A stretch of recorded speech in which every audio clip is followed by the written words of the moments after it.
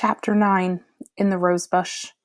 When Mrs. Frisbee got home, Teresa, Martin, and Cynthia were eating supper, as she had told them to do if it got dark before she returned.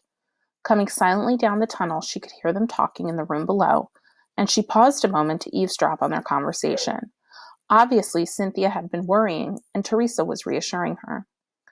"She couldn't have got back sooner than this, Cindy. Don't you remember? The crow said it was a mile to the tree.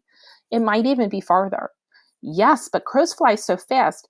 But if he went 2 miles high," and that was Martin, "it would be 3 miles altogether."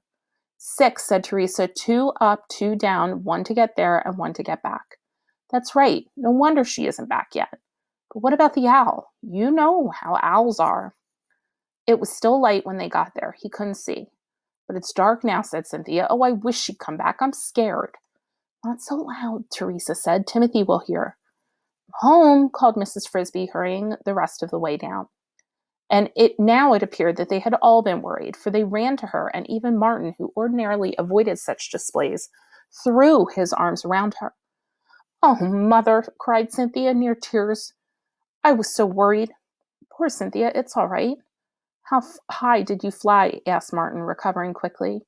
"High enough so the trees looked like bushes, the garden like a postcard, and the river like a snake." "Did you see the owl? What did he say?" "I saw him. Later I'll tell you about it. First I want to see Timothy. How is he? Why didn't you move his bed out here?" Teresa said, "I wanted to, but he said he'd rather stay in the bedroom. I think he's feeling worse again." But when Mrs. Frisbee went to see them, she found him sitting up. His forehead felt not at all feverish. "I'm all right," he said. "I stayed in here because I wanted to think about something." "Think about what?" "About moving day." "Moving day? But why? What about it?" Had he, after all, overheard her talking to the others? Heard about her flight to the owl? But no, he was explaining. "I haven't been outdoors since I got sick, so I don't know what it's like. I mean, the weather. But today, this afternoon, I noticed something." "What was that?" "The smell in the air. A warm, wet smell. If you can sniff, you can still smell it, though it's not too strong now." Mrs. Frisbee had noticed this, of course, both indoors and out. "It's the smell of the frost melting," Timothy went on. "I remember it from last year.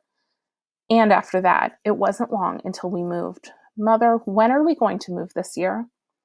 "Oh, not for a long time yet." Mrs. Frisbee tried to sound as casual as she could. "It's still much too cold, too early to think about it." "I have to think about it," said Timothy. He sounded serious, but calm and unworried. "Because if it comes too soon, I don't know if I can go. I tried walking a little bit today in here when the others were outside." "Timothy, you're supposed to stay in bed. You'll make yourself sick again." I know, but I had to find out, and I didn't walk much. I couldn't. I only went a few steps, and I got so dizzy I had to lie down again." "Of course you did. You haven't really recovered yet." "I suppose I haven't. That's why I wanted to think." "Timothy, you must not worry about it. That will only make you worse." "I'm not worried at all. I thought I would be, but I'm not. Or maybe I think I should be, but I can't. What I really think about is how nice it is there in the summer beside the brook. And it's true, I want to go. But I'm not scared. I was afraid you might be, or that you might think I was. That's really what I wanted to tell you. I'm just going to wait and see what happens. So you shouldn't worry about it either." Mrs. Frisbee realized that he had somehow switched their positions. He had seen the danger he was in, guessed somehow that moving day was near, and that he was very likely to die. And yet here he was, reassuring her. She wanted to tell him about the owls and the rats, tell him something still might be done. But she decided she had better not. She did not really know if they would help. It would be better to wait until she had seen them. So instead, she said rather lamely, "Timothy, don't think about it anymore. When the time comes, we'll see how you are, and then decide what to do." The next morning at daybreak, she went to see the rats. She had never been in the Rosebush before, never even really close to it. And now the nearer she got, the more nervous she became.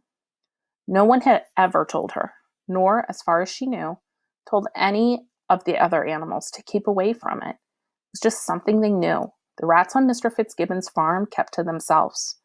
One did not prowl in their domain. She had, before coming out of the garden, looked around carefully to be sure Dragon was nowhere in. Chapter 9, Part 2. The next morning at daybreak, she went to see the rats. She had never been in the Rosebush before, never even really close to it, and now the nearer she got, the more nervous she became. No one had ever told her, nor, as far as she knew, told any of the other animals to keep away from it. It was just something one knew. The rats on Mr. Fitzgibbon's farm kept to themselves. One did not prowl in their domain. She had, before coming out of the garden, looked around carefully to be sure Dragon was nowhere in sight. But even Dragon, though he would chase a rat up to the edge of the bush, would not follow him into it. The thorns, of course, helped to discourage trespassers. Mrs. Frisbee had never realized until that moment standing next to it, how very big the bush was, how dense, how incredibly thorny. It was bigger than the tractor shed, and its branches were so densely intertwined that, as small as she was, Mrs. Frisbee could find no easy way to crawl into it, though she walked all the way around it looking. She remembered approximately where she had seen the rats go in, and she studied that part of the bush carefully. How had they done it? Then she saw that on one branch, close to the ground, the thorns had been scraped off, and about a half-inch of it, just big enough for a handhold, was worn smooth.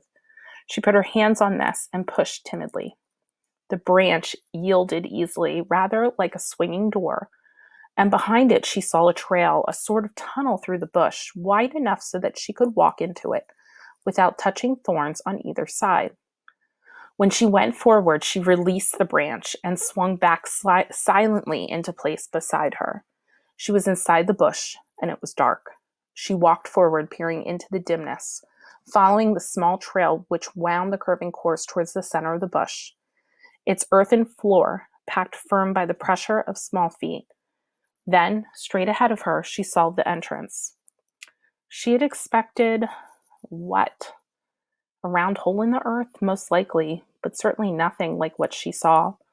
First, a sizable clearing, about 5 feet across, had been cut from the center of the bush. Branches overhead had been cleared away too.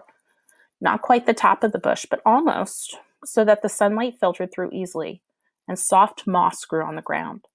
In the middle of this bright green cave rose a small mound 8 inches tall, and at the end was an arched entrance neatly lined with stone, like a small doorway without any door.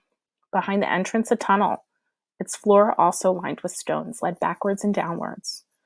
Besides the entranceway, looking at her with dark, unblinking eyes, stood the biggest rat she had ever seen.